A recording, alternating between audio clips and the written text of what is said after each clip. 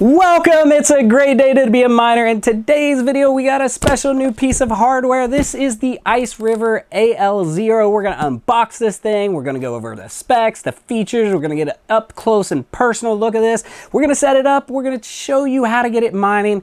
And then, of course, we're going to talk about the profitability, and we're going to tell you whether or not you should buy this thing. But first, let's spin that intro.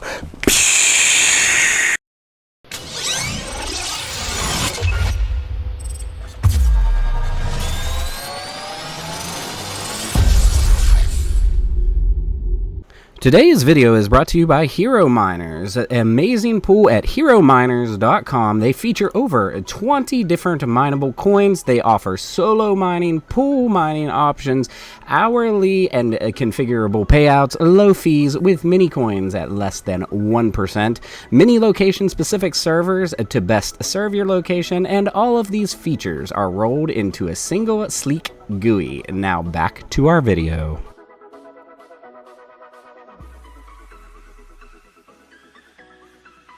Before you, I present the IceRiver AL0 Alephium ASIC miner. Before we unbox this thing, I need to do a quick disclaimer. I paid for this with my own hard-earned crypto, therefore the opinions in this video are that of my own. Now that we got that out of the way, let's unbox this beautiful beast. Finally got this. We picked this up as soon as it was able to be ordered, and it got a little bit of delay, and finally it is here. And so, you know what time it is. RGB knife? All right, there we go. Let's open this thing up, and I expect it to be packaged exactly like the other 12 IceRiver KSO variants that I had ordered in the past, the kaspa variant miners. So let's open this guy up. I bet it's going to be nicely entombed in a dense pink foam, and then it will just have the ASIC on one side, and if I actually had purchased the power supply, it would be on the other side. So let's take a look and see what's in the box. All right, so yep, there's our classic IceRiver pink dense foam. Lid comes off, boom, and there it is. So first things first though, the what stands out to me right off the bat, the shell looks almost exactly the same, but the paint on the metal is actually a little bit different. So yeah, let's take a look here. It'll clean up. Okay, so there it is. So the paint itself has more of a texture look to it and more of a gloss than the others. Weight and size looks pretty similar.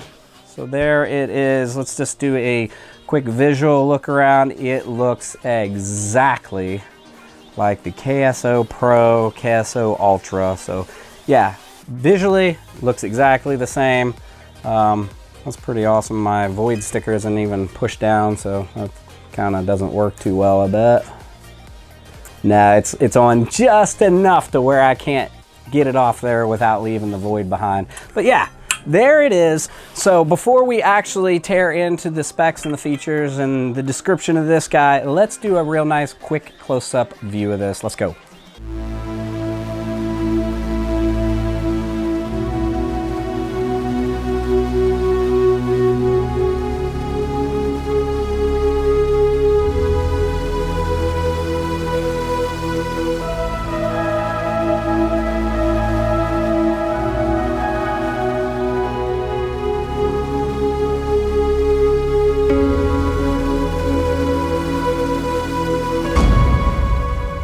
All right, let's go over the features on this guy. First and foremost, it is an Alephium miner that has the ticker of ALPH if you want to look it up on CoinMarketCap to see where it stands. ALPH, that's Alephium.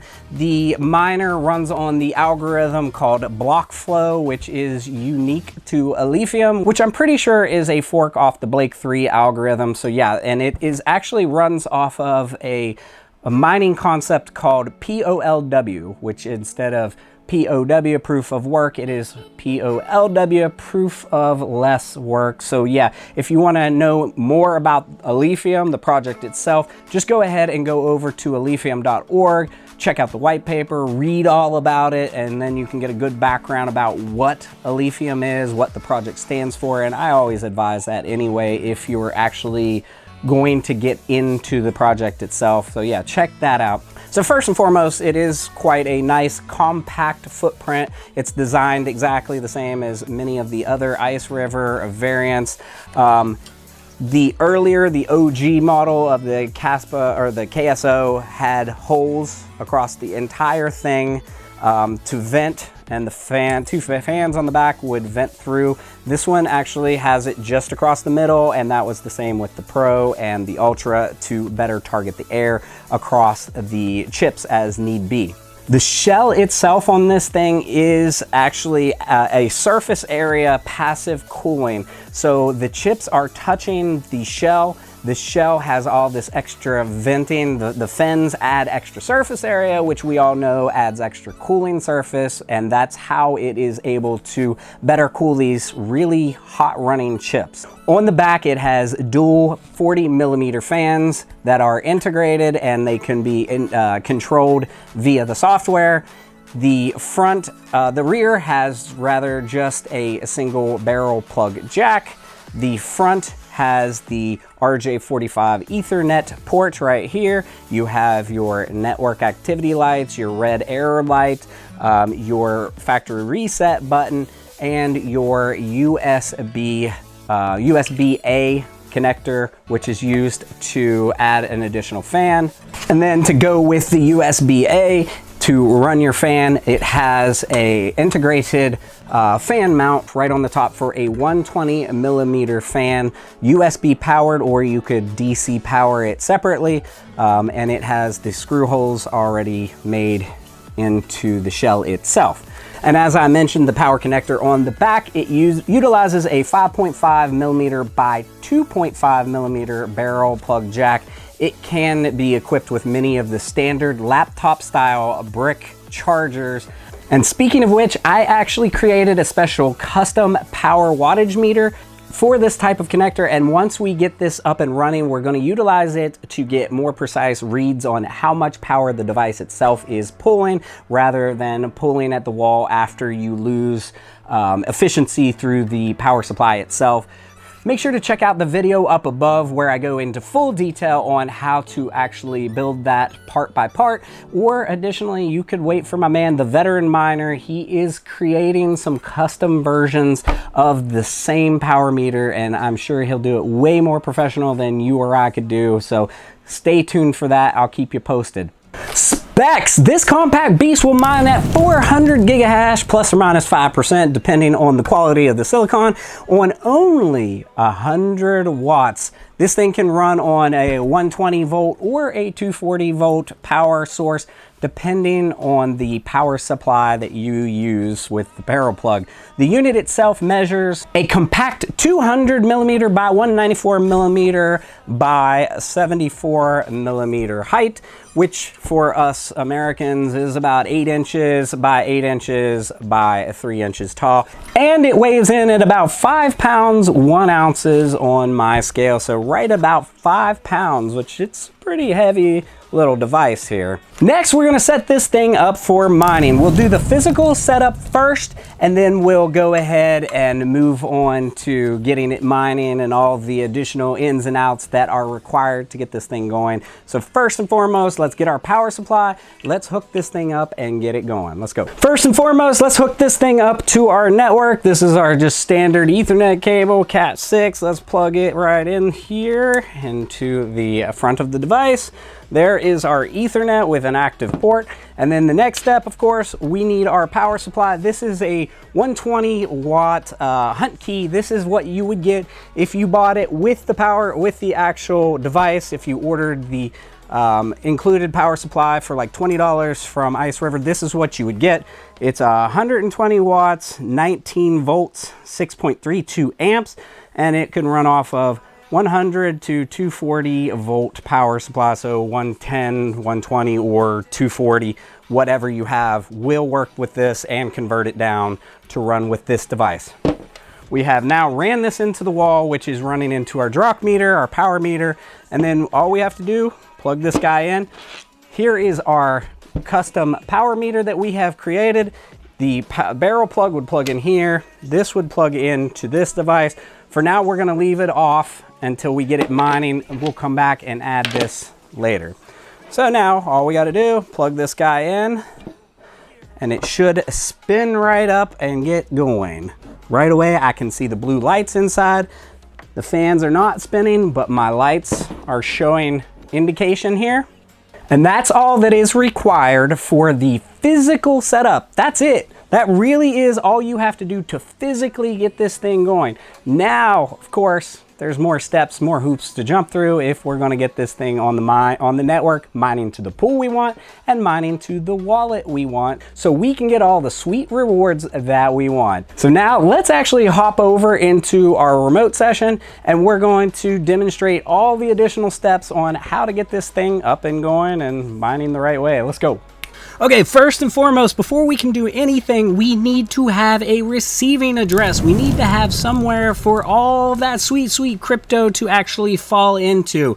So there are a few different options here, and we'll go through them really quickly. The first thing you need to do is navigate to the alephium.org website, and then if you actually scroll down, there is the wallets section, as you can see here, and there are a few different options here. Let's move me out of the way. There we go. So our options are, there is a desktop wallet, and that is one that you actually download the core wallet, and it actually will probably download the blockchain and take up quite a bit of space, and you need to make sure that this is done on a secure computer set up properly with your key, your seed phrase, and you make sure that nobody else has it. So that's your first option. Your second option, an extension wallet. So this one is an interesting one, and I've never actually tried this out. This is actually an extension that goes on either Google Chrome or Firefox, and then it kind of hooks up into the top corner, and you get your receiving address up there, and then it's easier to interact, supposedly. And then the third option, and probably one of the best, is the mobile wallet option. That would be to download on your iPhone or your Android device. Those usually tend to be pretty secure, and so yeah, those are the three main options, but not the only option. And the option that I'm going to use, and definitely not the recommended option, is to mine to an exchange.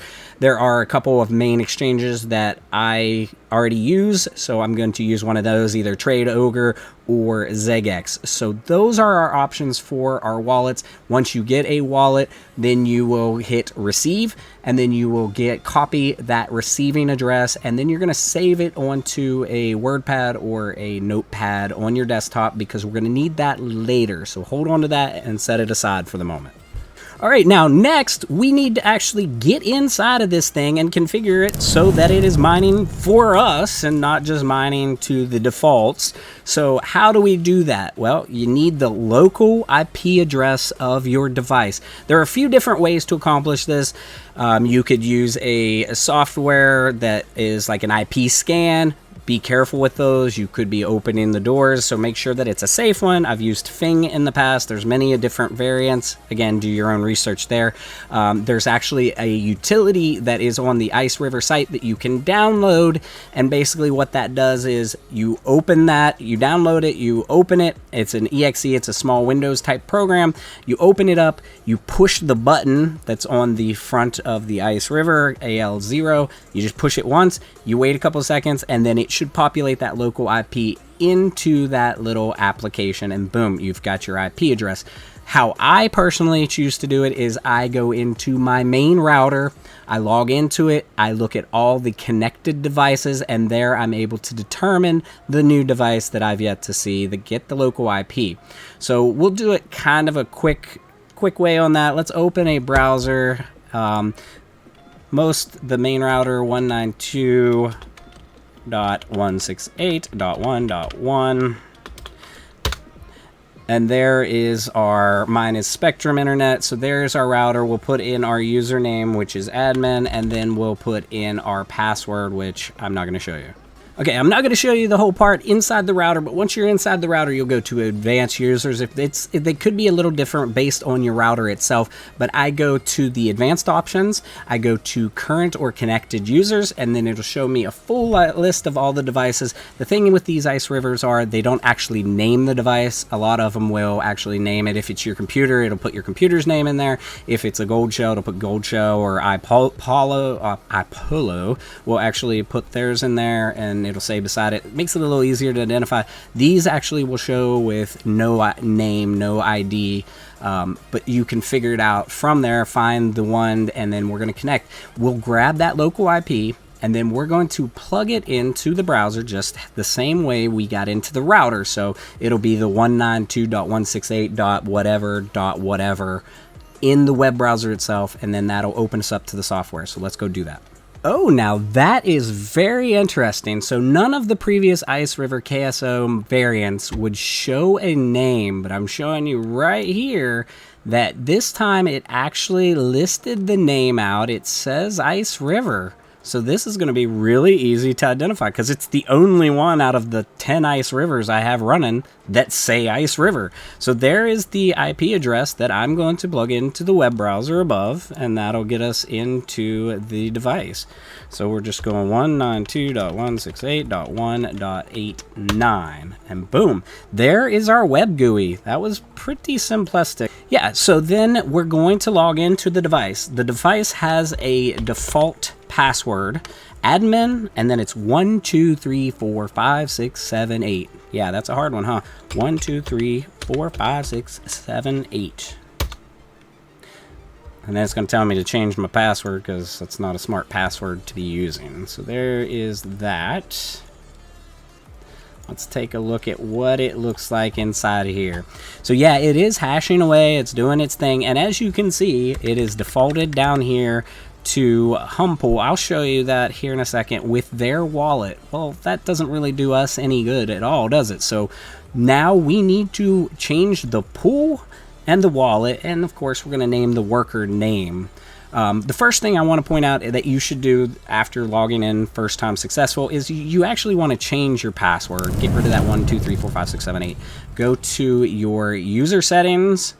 You're going to put in the 1 2 3 4 5 6 7 8. You're going to put in your new password. You're going to confirm it. You're going to save the device, and then it's going to kick you out of the actual dashboard, and then you'll just log back in with your new password, and you'll be right back here to your home tab and your main dashboard. So yeah, you can see right away I'm already mining at 404 gigahash right out the box with no additional anything. Just plugged it in, let it go. Of course, not mining does. So the next thing we need is a mining pool. Where are we going to connect this worker to get the jobs that we need to pull out that sweet crypto? What mine are we sending our worker into? For me, there's one specific pool that I've always really liked that have done really well for me, at least for all of my kaspa mining, and that has been Hero Miners Pool. That's the one that we're going to use today. Alternatively, if you want to go look at other pools, you can go to miningpoolstats.stream. You can see all the hash rates, the different coins that are being mined there. But for us, because it's tried and true, very trusted, I'm going to use Hero Miners Pool. So let's click on that and take a look. So this is the main herominers.com interface. This is what it looks like. It shows all of the different coins that they have in there, and all of the network hash rate and the pool, how much hash rate they're contributing to the network.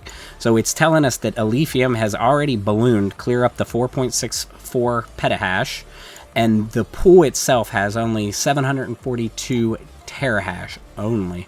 Of course, this is 400 gigahash, so that would be 0.4 terahash, just to put that in perspective. So yeah, we're going to click Alephium. And now we're going to figure out, okay, how do we get this thing mining? Where are we going to point it to? Right up here in the top right corner says start. So this is where we're going to pick out what our closest stratum is. Where are we closest to connect this thing? And I am in North America East, so this would be the pool address and the port that we're going to plug in for our miner. Now let's go back over to our miner. We're going to click our mining settings over here on the left, right here. Now we're going to strip out pool 2, pool 3, get those out of there. We're going to strip out the worker name, the wallet. We're going to strip out the passwords. And now this is where we're going to change our pool address right here. We're going to leave the stratum plus TCP, and we're going to get rid of this hum pool address. We're going to paste in our new alephium.herominers.com. I'm using us.2.alephium.herominers.com, and then the port is 1220, and that's what they're advising us to use. Then over here we need to replace our wallet/worker name, because if not, we're going to be mining on this pool but to somebody else's wallet for IceRiver. So then you go gather that wallet ID that you set aside, that receiving address, copy it, and we're going to paste it into there. Let's do that real quick. Okay, so we copied and pasted and dropped in our wallet address in there, our receiving address. Now we're going to go to the end, and we're going to put a period, a dot, and then we're going to name this thing. And the reason you want to do this, one, it looks cleaner in the pool, and two, if you have multiple devices mining, that way you can tell which is which. So we're going to name this AL0. Just a nice, easy AL0. If we put another one on, we'll name it AL01 or AL0A, AL0B, just as a simple way to keep track. There is now, this will let us switch it to mine to us. Now we're going to hit save. So this is interesting because with the other IceRivers, you only have to put in a pool 1 address. You don't have to put them in every line. For this firmware, for some reason, it's making me put the pool address in each one. So just copy and paste it 3 times, which is kind of ridiculous, but that's what we're doing. So we're going to paste it in there 3 times. Password, we're just going to put X for all 3. And now we're going to save it.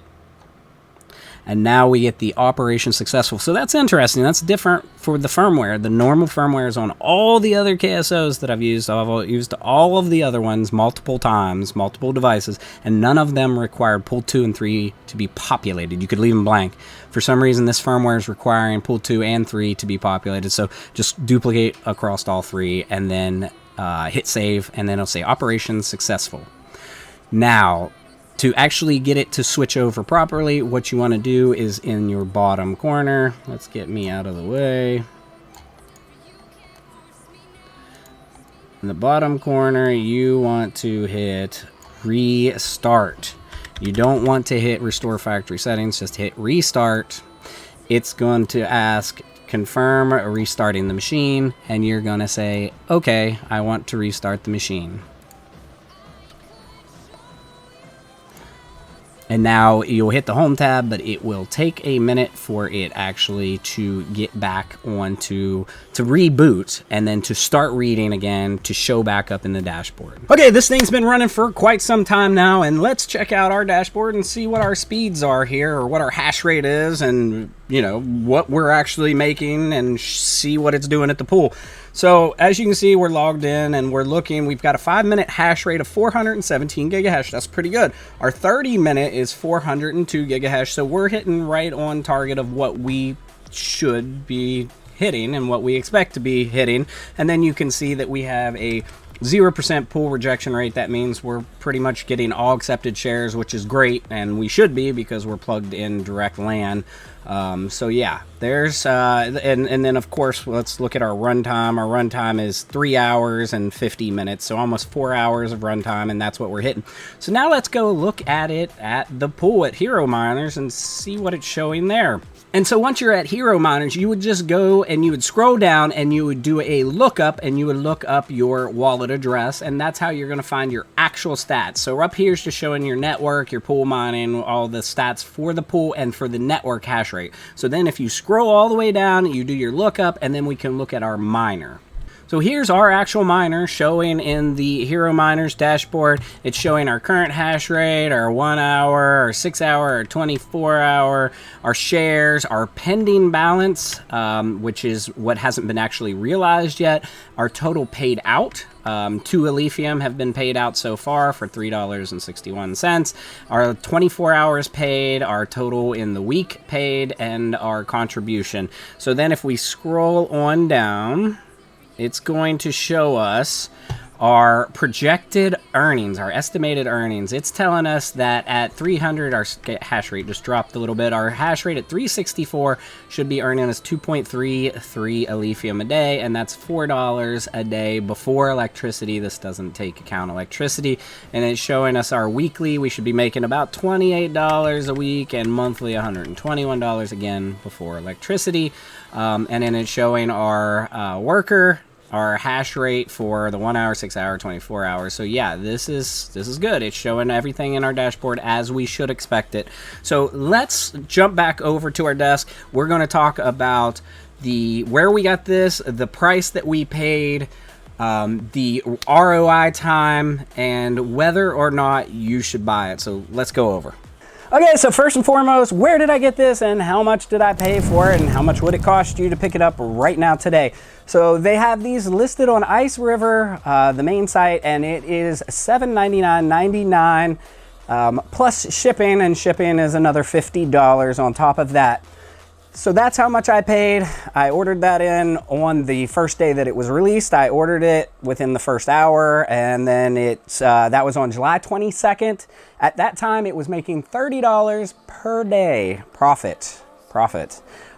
Did not ship until a month later on August 22nd, and finally got this thing in hand yesterday. So that's where we're at with this guy. Now let's talk earnings, ROI, and whether or not you should buy this, of course, because those are really important topics. So at the current price, so this is doing 400 gigahash at 100 watts, and that's what we're actually using for our calculation. This thing's actually using 115-ish watts at the wall because the power brick isn't all that efficient, and so the heat given off from the laptop power supply is actually lost power, lost energy. That's where your efficiency goes. A lot of times it turns into heat and it goes out the door and you've just lost extra electricity. So it's actually using 115. So if you wanted to be completely accurate with your calculations, you've got to get the reading at the wall because that's the total power used. So we're going to use just 100 watts. We're using 12 cents per kilowatt hour because that's what my electric is, my electric rate. So after that is said and done, we're currently at this time, right this moment, is $4.28 per day profit. So if we take our $850, we divide it by our $4.28 a day, and our ROI time right now is 199 days. That's if everything stayed making exactly how it is. The hash rate didn't increase, the price didn't change on the coin. Yeah, that's what we would be doing. A 200 day ROI, give or take. Now, do I think it stays at that hash rate or that profitability? No, that hash rate is going to continue. It already had, since the ASIC started to come on the network, it started doing an exponential growth, much like kaspa. So it wasn't just a straight linear growth. It is an exponential arc. And I think it's going to continue that arc on the hash rate. So at 4.5 to 5 petahashes, in a few weeks, we'll be at 10 petahashes. And that's not, this isn't financial advice. This is my take on it. So in order for our profits to stay up, the whole market has to appreciate on Alephium itself. If it follows the trend of kaspa, then the price and the market and the demand for the coin will continue to rise too, so that as the network goes up, we won't be completely destroyed. So that's what it's currently making. That's the current ROI time if all things stayed equal. In my personal opinion, I'll be lucky to ROI this thing in a year. And that's going with the price of the $850. So given those numbers, should you buy one of these at this current market price with all the current market factors in play? My opinion is no. No, you shouldn't. There are tons of Bitmain, big boy Alephium miners coming out, going on the market. Bigger other ASICs are coming on this algorithm. And as the market gets flooded, the smaller at-home devices like this will struggle to meet the ROI. Now, am I saying this is a bad device or that you shouldn't buy it? No, I'm not saying that at all. I'm saying at the price of $799.99 that IceRiver has these listed currently, no, I don't think you should buy them. I really think that these prices are going to slash, and they're going to slash soon. So keep an eye out, and of course I'll keep you posted if it does. If these drop down to like 400 bucks, yeah man, jump on one right now. The market, again, the hash rate's going to keep exploding. So hopefully the whole coin and the ecosystem appreciates with it. They do have a fairly strong development team, so let's hope they keep moving in the right direction, and that we're not going to be regretting getting these or the AL box or AL box 2, the AL2 plus super awesome box from Gold Shell as well. So how about you? Tell me your thoughts on Alephium. Tell me your thoughts on this miner specifically. Tell me whether or not you think this is a smart investment at $850. Tell me what you're willing to pay for one of these right now. Keep in mind, you buy one of these right now, you're not going to get it for another month from IceRiver. You can buy it from another retailer and you're going to pay a markup, but you might get it in your hands quicker. Keep that in mind. If you do go that route, I would suggest looking into T-Swift. Join his Telegram. They seem to get those things really good price and they get them out pretty quick, unlike some of these other guys. Crypto Miner Bros is another alternative. Again, I'll put links down in the description for these guys. Tell me what you think of these guys, man. It's getting hot in here. It's dead summer, and adding another heater in this mining cave is definitely making a difference. So I think that wraps it up for today. If you're new to mining, you need some help, make sure to join the Misfit Mining Discord. There's always plenty of seasoned vets in there willing to help you out. And if you like the video, you know what to do. Smash that like button and subscribe for future content. Thanks for coming along and enjoy the ride.